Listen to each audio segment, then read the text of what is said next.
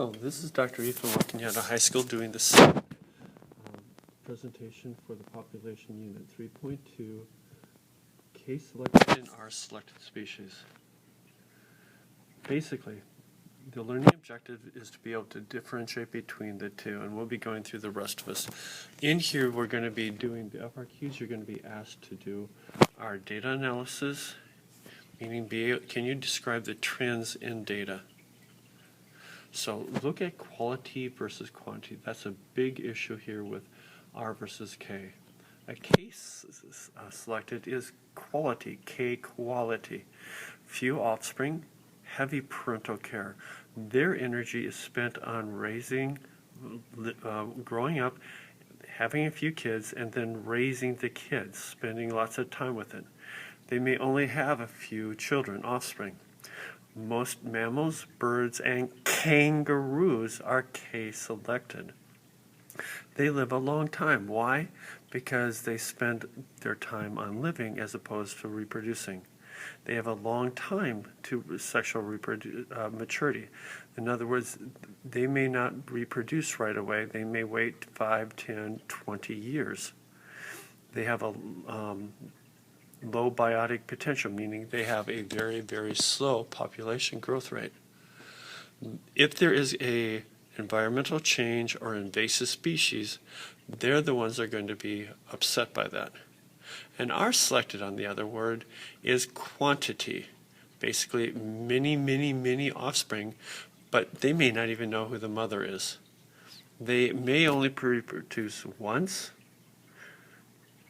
For example, insects, fish, plants, and rodents. Rodents have a huge number of kids over and over again. They have a shorter lifespan. Mice have an average lifespan of about 450 days. Quick to sexual maturity. Within 21 to 40 days, they can get pregnant. And they can, every 21 days after that, get pregnant again. 21 days later, give birth. Immediately get pregnant, and so forth. More likely to be invasive because they can live just about anywhere.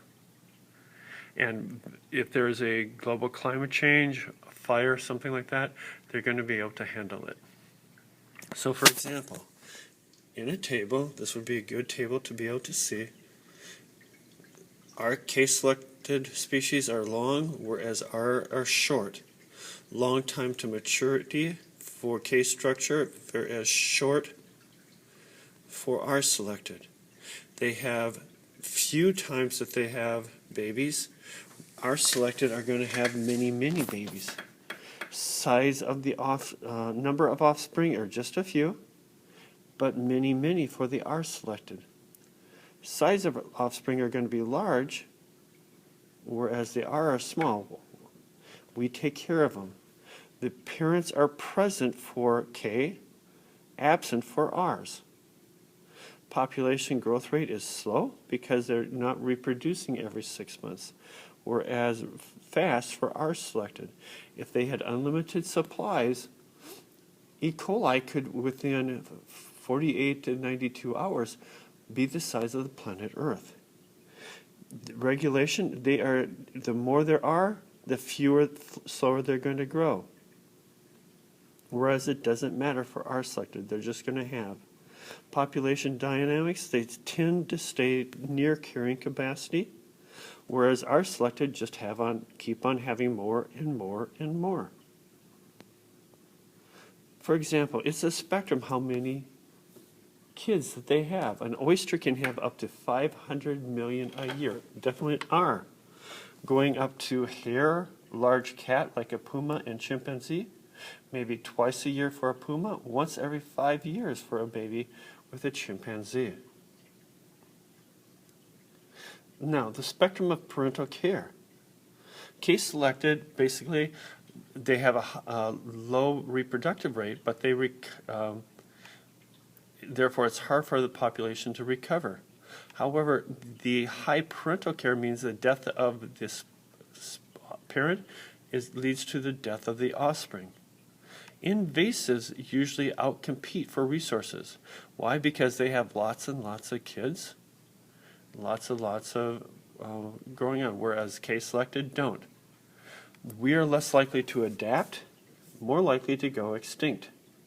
We're R-selected because they reproduce so frequently, more rapid population recovery after disturbance. Low parental care means death of a parent. Who cares? Kids keep on going.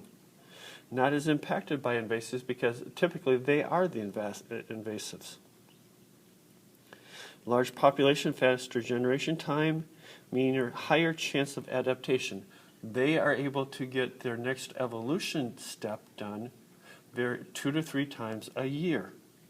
Less chance of extinction, therefore.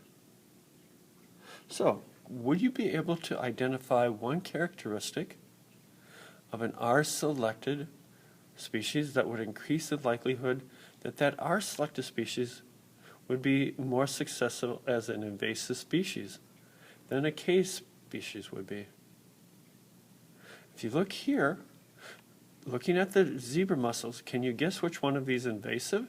Oh yeah, the zebra is more invasive.